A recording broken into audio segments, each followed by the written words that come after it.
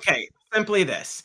My issue right now in JJK is that things have become repetitive to the point where we're just continuously doing the same repeat recipe.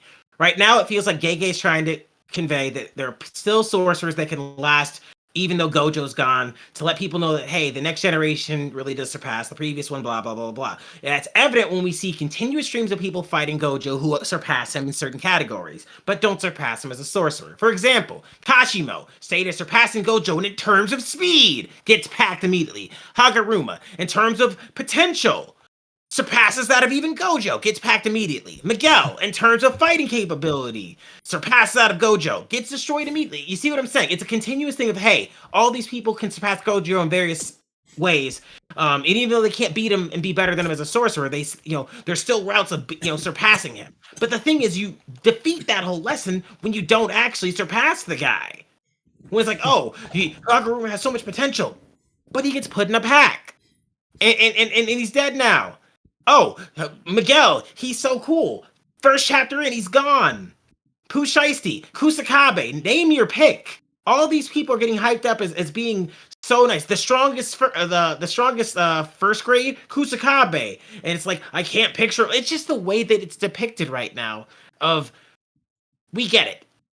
You didn't like Gojo because of what he did to the story and made it hard to write things without it making sense of Gojo solving it. Cool. You don't have to crap on his character, right? Like making all these people suddenly better than him in different routes. Even Hikairi and his students are starting to surpass him. Hikairi surpasses Gojo in RCT, as well as I don't remember her name, but Gojo's like friend. Yeah, her. And it's like you don't need to continuously like watch this recipe to death. We get it. You can still surpass Gojo. The story of JJK can continue without him. It can still be greater than him. It's not JJK because it's Gojo. It's Gojo because it's JJK or whatever lesson he's trying to get. It just feels like he's really, or sorry, they. That was beautiful. Poetic. Well, it bugs me, and I've really done a lot of bitching about it because it just feels like you're crapping on his recipe. Like, why even bring Gojo back? And the way you did. That's exactly the thing. So that's why they took Gojo out in Shibuya in the way they did, in a way that worked. So what do they, okay, if Gojo's too strong physically, what does Kenjaku do?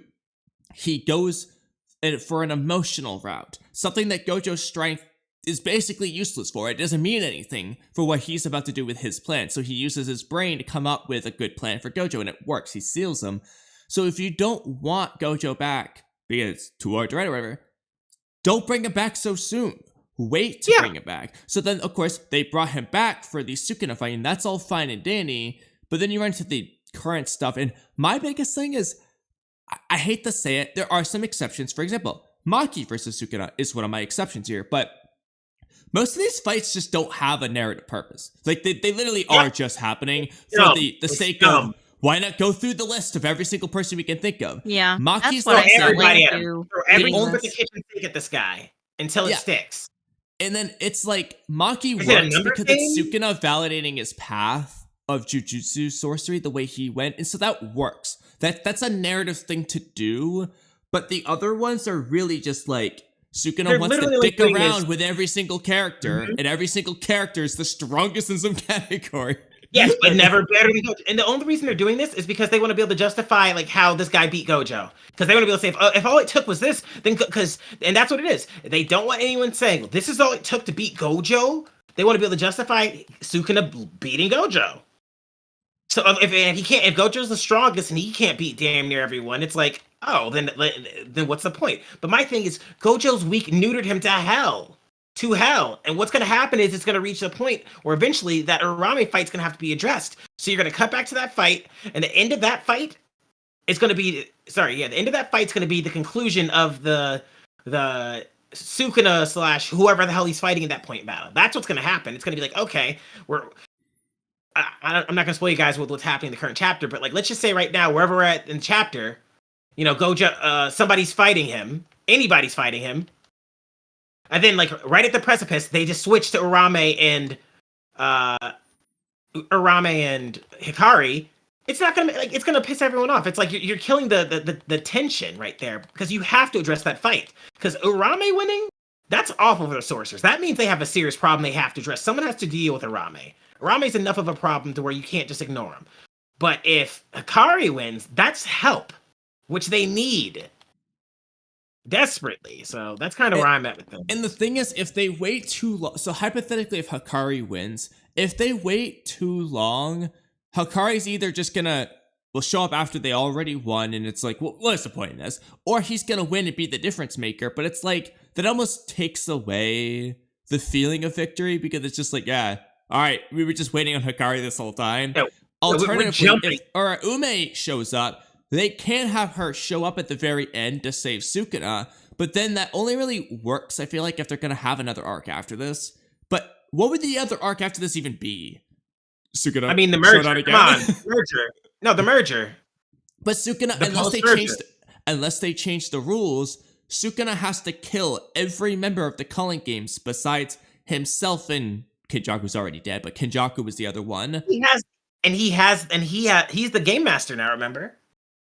But that was, so the thing is, the rule was already set, so like Kenjaku can't just break it. Like that just is the rule. But they did break it, remember? They said that they had to change the rule in such a way so we're ending the game because Kenjaku modified a rule. And he did it in a way, because I don't remember the exact rule. But the way he modified it is so that the game only ends when only he and Sukuna are left, and only then, when the game ends, can they start the merger. So the way it currently is, at least, is the game has to end. The way for the game to end is Sukuna and Kenjaku left. Kenjaku's already dead, so just Sukuna left. Urume's not a member of the game, so Urume can still be alive in this case. Same with Maki, not a member of the game. But everyone who is a member of the game has to die, unless Sukuna is able to change the rules. But if that's the case, it's gonna feel like a cop-out unless they explain earlier that Sukuna has the ability to do that, because otherwise it is just an ass pull, because that's not what you wrote right before this moment. I mean, if you've seen all these binding vows, you'd kind of, Sukuna probably will pull a binding vow out of his ass. Bankai, binding vow, domain expansion, pull one off the shelf. It's just, I just feel that the story right now has reached a point where we're good. You can decide who wins. We get it. This guy was tough enough to beat Gojo. It's almost like, why? I wish Gojo would have been made weaker just so this fight could have been shorter. I just want to know what's like. Are we doing the merger or not? Because it feels like that's gonna happen. It does, honestly. Plus, we still on this thing. It's not gonna happen. I don't know. I'm seeing it. I totally see it happening.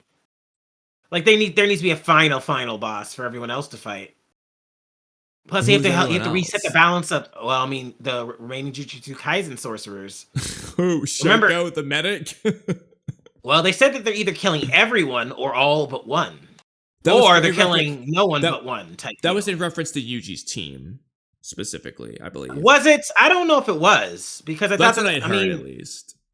Maybe I could be wrong on that. Perhaps it was, but if that's the case, that makes even less sense, because at this point, you got to kill Sukuna. Killing Sukuna kills Megami, in a sense. Plus, we still don't have no. Well, actually, no. We gotta figure out what this next chapter is about. No spoilers. Wait, no Abara though. Like that's kind of, wasn't that? I think that was recently mentioned in a data book or something. Wasn't that how her and Gojo are confirmed dead now? That was my understanding, that they were confirmed dead. I thought that was confirmed in a recent one. Where Gojo's on the cover art, and it's he confirms him and Nobara refers to them in past tense with the kanji or something. Yeah. Forgive me if I'm not using the terminology right. The kanji was written as if deceased, gone, past tense, and I'm okay, that confirms it. Now that Yutza's done his thing and chilling, and it would track for me at least.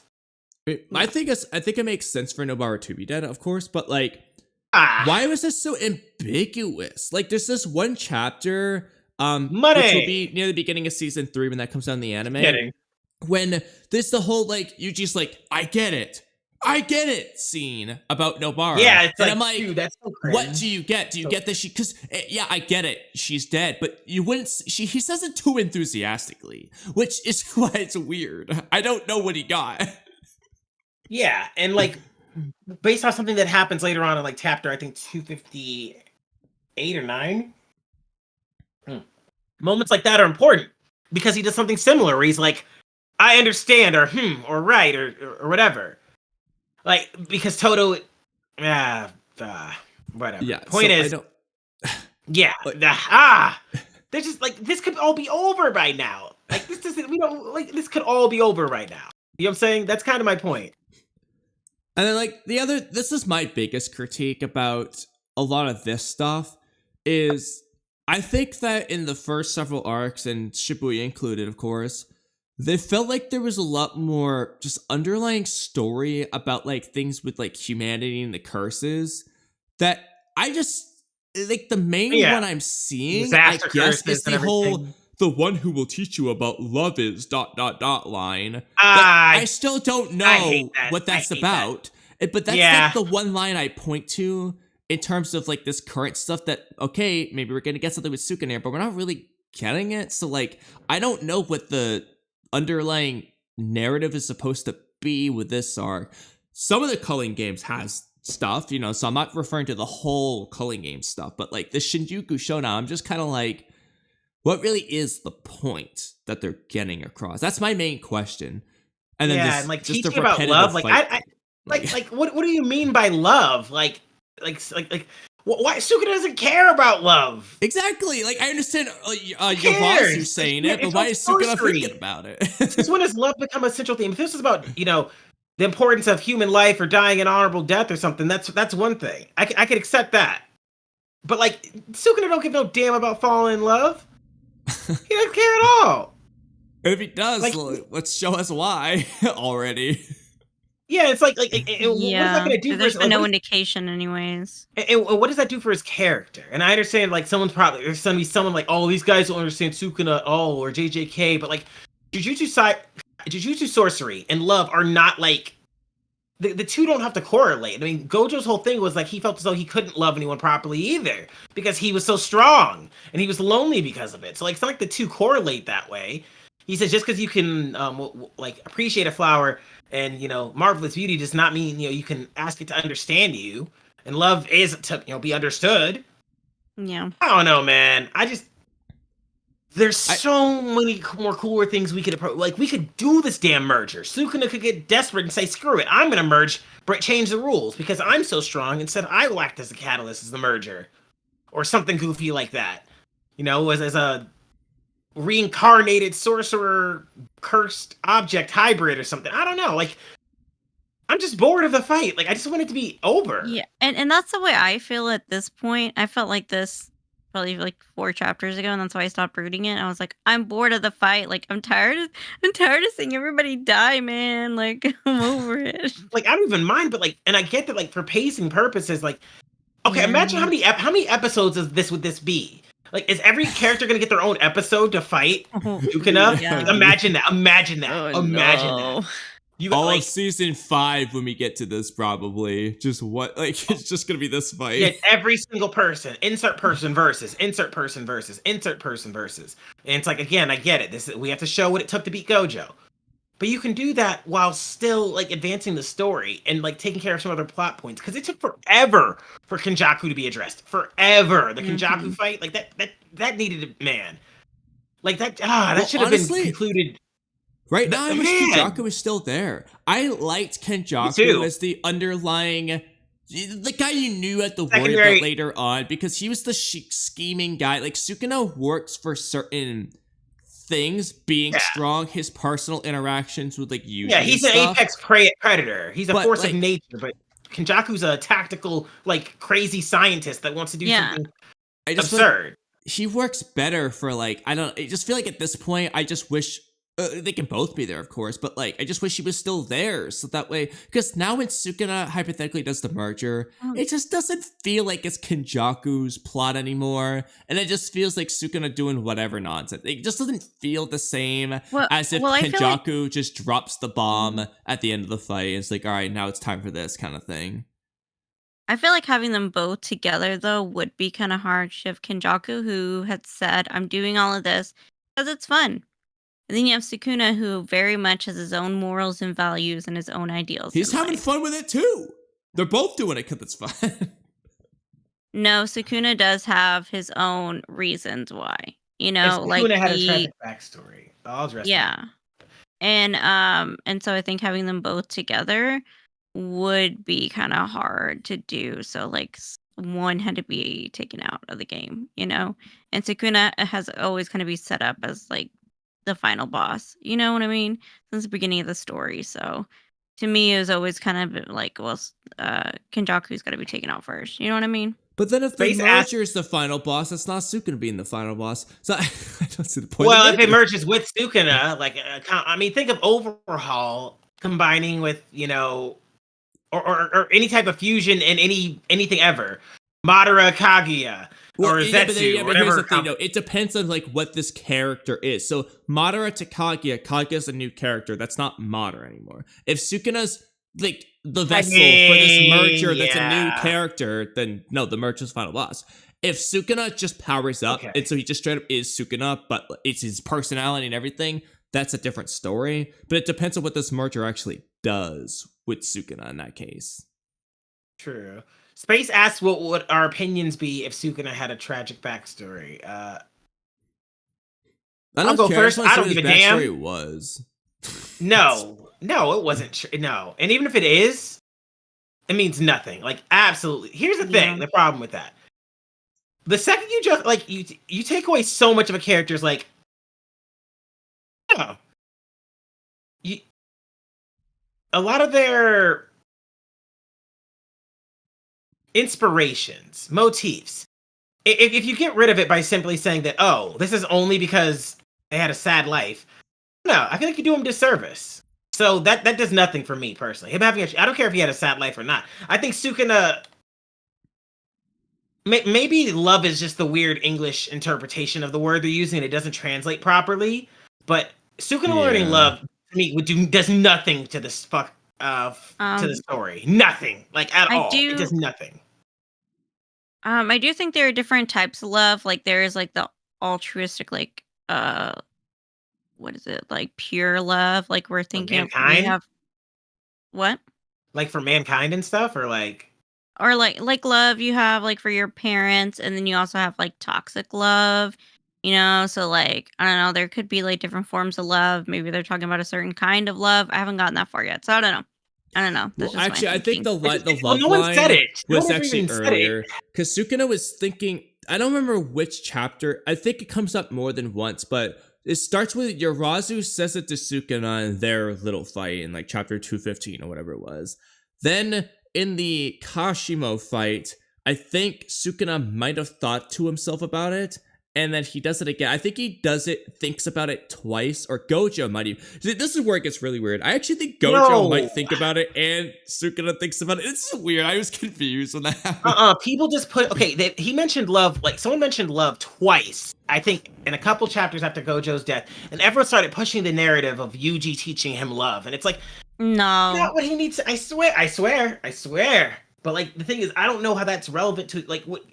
The only thing Sukuna needs to be taught is defeat. They need to teach themselves that what it means to like rely on themselves and not Gojo. That's the only lesson I'm seeing here. You guys relied on one guy, and now that you're without him, everyone's panicking, getting beaten down. You know, it teaches people, you know, the next generation what it means to be strong, how to fight together, how to fight as a team. That's why Gojo is emphasizing that the next generation of sorcerers won't need to be classified on the grading scales, or there'll be something beyond special grade because they'll overcome the traditional norms of Jujutsu sorcery. So why even?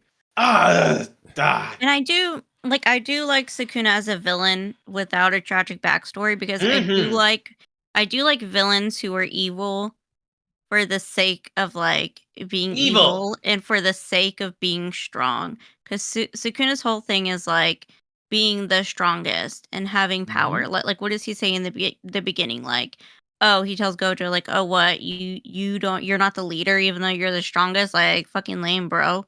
Yeah. And so strength like is all. Yeah, so I do appreciate that about his about like an evil character. Amen.